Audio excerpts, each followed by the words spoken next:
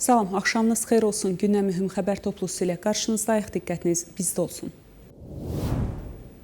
Qərbi Azərbaycan əyalətinin Urmiya sərhəd alayının əməkdaşları İraqla sərhəd bölgəsində silah qaçaqmalçılarından 10 ədəd tapanca və mərmilər aşkarlayaraq götürüb. Bu haqda İran mediası məlumat yayıb. Məlumata görə qaçaqmalçılar İraqa qaçıb və onların saxlanılması üçün tədbirlər görülür. Yerli mənbələr silah-sursatların Kürd qruplaşmalarına məxsus olduğunu bildiriblər. İranla ABŞ arasında gərginliyin artdığı bir vaxtda çərşənbə günü İranın bir neçə şəhərində etiraz və tətil eylemlərinin yeni dalğası başlayıb.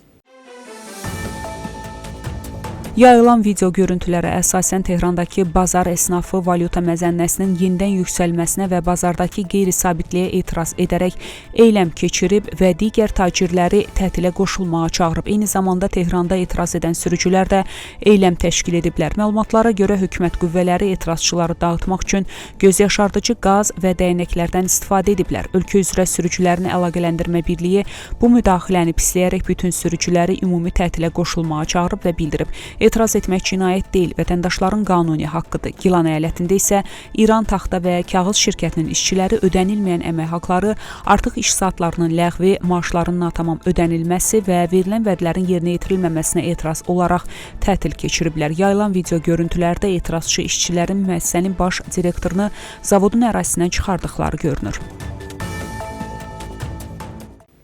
İran ordusu iddia edib ki, qonşu ölkələrlə heç bir münaqişəsi yoxdur. İran, ABŞ hücumlarını davam etdirəcəyi təqdirdə Tehranın cavabının Vaşinqtonun gözləntilərini aşacağını və münaqişənin yeni cəbhələrə yayıla biləcəyini bildirib.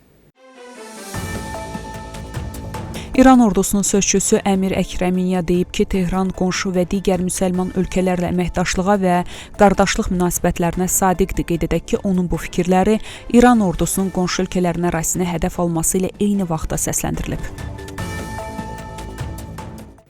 Bugün İranın keçmiş rəhbəri Əli Xamneyinin dəfn olunduğu Məşəd şəhərindəki İmam Rıza ziyarətgahı kompleksində yanğın olub. Bu barədə yerli media məlumat yayıb. Bildirilib ki, yanğın ziyarətgah ərazisində yerləşən Bitum emalatxanasında başlayıb. Hadisə yerinə ziyarətgahın yanğın söndürmə qüvvələri və Məşəd yanğından mühafizə idarəsinin əməkdaşları cəlb olunub. Yanğın nəticəsində insan tələfatının olmadığı bildirilib. Yerli şahidlər yanğının rəsmi məlumatlarda bildiriləndən daha güclü olduğunu və hadisə yerindən sıx tüstü qalxdığını qeyd ediblər. Qeyri-rəsmi məlumatlar və sosial mediada yanğının məqsədli şəkildə naməlum şəxslər tərəfindən törədildiyi iddia olunub. ABŞ hücumlarının miqyası cənub sahil bölgələrindən İranın dərinliklərinə yayılıb və son hücumlar zamanı Semnan hava limanı hədəf alınıb. Bu haqda İran mediası məlumat yayıb. Məlumata görə Tehranın 160 km şərqində yerləşən Semnan şəhərinin hava limanının bir hissəsi hava hücumlarına məruz qalıb. Yerli rəsmilərin sözlərinə görə hücum zamanı insan tələfatı qeydə alınmayıb. Eyni zamanda mərkəzi əyalətinin strateji Xəndəb şəhəri yaxınlığında da 2 hava hücumu baş verib. İRNA həmçinin bildirib ki, Lorestan əyalətinin mərkəzi Xorəməbad şəhərində də güclü partlayışlar olub. Bu da Sentkam hücumlarının İranın dərinliklərinə doğru yayıldığını göstərir. İranın hökumət yönlü media orqanları çərşənbə günü axşam saatlarında Hengam adasına hava hücumu edildiyini bildiriblər. Sepaha yaxınlığı ilə tanınan Fars xəbər agentliyi Bəndər Abbasdakı müxbirinə isnadən xəbər verib ki, saat 18 radələrində Hengam adasında bir nöqtə ABŞ tərəfindən hədəf alınıb. Mehr xəbər agentliyi də oxşar məlumat yayıb və hücumun Geşm adasının cənubunda yerləşən Hengam adasında baş verdiyini yazıb. Bu məlumatlara görə Hörmüzqan valiliyi Hengam adasına mərminin dəydiyini təsdiqləyib və əlavə məlumatın daha sonra açıqlanacağını bildirib. ABŞ mərkəzi komandanlığı isə bu məlumatlarla bağlı hələlik heç bir açıqlama verməyib. Əgər ABŞ prezidenti Donald Trumpın İranın infrastrukturunu hədəfə almaqla bağlı təhdidləri həyata keçirilərsə, Tehran regionda bütün infrastruktura zərbələr endirəcək. Bu barədə Xatəm Əl-Ənbiyə mərkəzi qərargahının sözçüsü İbrahim Zülfüqari yaydığı bəyanatda bildirib. ABŞ prezidentinin İran İslam Respublikasının infrastrukturunu hədəfə almaqla bağlı son təhdidləri həyata keçirilərsə, İranın indiyənədək nümayiş etdirdiyi təmkin sayəsində toxunulmamış qalan hər şey, yəni regiondakı bütün infrastruktur İran silahlı qüvvələrinin güclü zərbələri altında məhv ediləcək. Zülfüqarı həmçinin bildirib ki, İran heç bir halda ABŞ-nin Hörmüz boğazına müdaxiləsinə imkan verməyəcək və boğazı İranın keçilməz qırmızı xətti adlandırıb. Xatırladaq ki, Donald Trump bu həftə bildirib ki, Tehran danışıqlar masasına qayıtmazsa, ABŞ İranın elektrik stansiyalarını və körpülərini hədəf alacaq. ABŞ prezidenti Donald Trump'ın İrana qarşı hərbi əməliyyatların miqyasını genişləndirməyə meyilli olduğu bildirilir. Bu barədə The Wall Street Journal məlumat yayıb. Nəşrin məlumatına görə Ağ Evdə keçirilən müşavirələrdə İran ərazisinə zərbələrin gücləndirilməsi, Hörmüz boğazı yaxınlığındakı adalara quru qoşunların göndərilməsi və İranın enerji infrastrukturuna zərbələr endirilməsi kimi variantlar müzakirə olunur. Qəzet son qərarın hələ qəbul edilmədiyini qeyd edib. IŞİD-i məhv etdiyimiz kimi Sepahı da məhv edə bilərik. Bunu ABŞ prezidenti Donald Trump Fox News telekanalına müsahibəsində deyib. O, İran rəhbərliyini yaxşı danışıq aparan tərəf adlandırıb və Barack Obama administrasiyasının nüvə sazişini bir daha tənqid edib. Trump bildirib ki, İrana nağd pul ödənilməsi və 100 milyardlarla dollar vəsaitin sərbəst buraxılması Tehranı daha da cəsarətləndirib və onun nüvə proqramının inkişafına şərait yaradıb.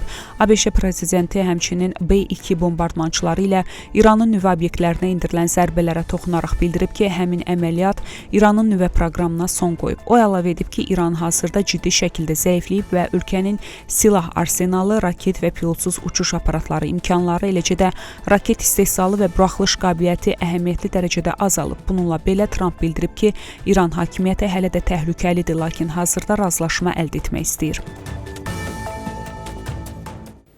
Suriya hakimiyyəti İranın dəstəklədiyi Livanın Hizbullah hərəkatına göndərilməsini nəzərdə tutulan qabaqcıl silah və raketlərdən ibarət yükü Suriya-İraq sərhədini keçərkən ələ keçirib.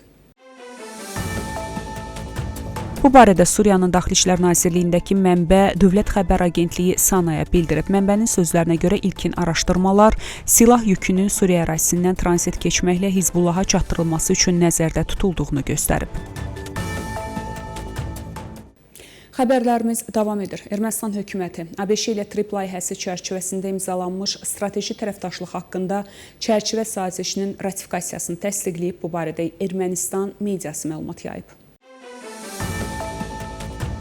Saziş Azərbaycanın əsas hissəsini Naxçıvan Muxtar Respublikası ilə Ermənistan ərazisi üzərindən birləşdirəcək nəqliyyat marşrutunun yaradılmasını nəzərdə tutur. Sənəd 2026-cı il iyunun 1-də Vaşinqtonda, iyunun 4-də isə İrəvanda imzalanıb. Konstitusiya Məhkəməsinin sazişin Ermənistan Konstitusiyasına uyğunluğu barədə müsbət rəy verməsindən sonra sənəd ratifikasiya üçün parlamentə təqdim ediləcək. Ermənistanın Xarici İşlər Naziri Ararat Mirzoyan bildirib ki, layihənin tam həyata keçirilməsi üçün tərəflər daha 2 sənəd, səhmdarlar arasında sazişi və layihənin inkişafı üzrə şirkətin nizamnaməsini də imzalamalıdırlar.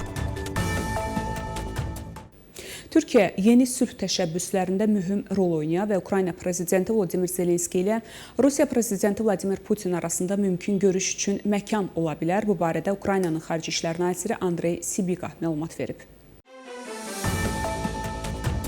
İndi danışıqlar masasına əyləşməyin, diplomatiyadan maksimum istifadə etməyin və bu müharibəyə son qoymağın vaxtıdır deyə Ukrayna Xarici İşlər Nazirliyinin başçısı vurğulayıb. Nazirin sözlərinə görə Ukraynanın müharibənin başa çatdırılması ilə bağlı real təklifləri var. Ölkə atəşkəsə hazırdır və tərəfdaşların iştirakı ilə diplomatik səyləri dəstəkləyir. Sibiqa qeyd edib ki, Ukrayna müdafiə qüvvələrinin uğurları Kiyevin danışıqlardakı mövqeyini daha da gücləndirir. Belə hörmətli tamaşaçılar, bugünə çatdıracağım əsas xəbərlər bunlar idi. Görüşmək ümidi ilə salamat qalın.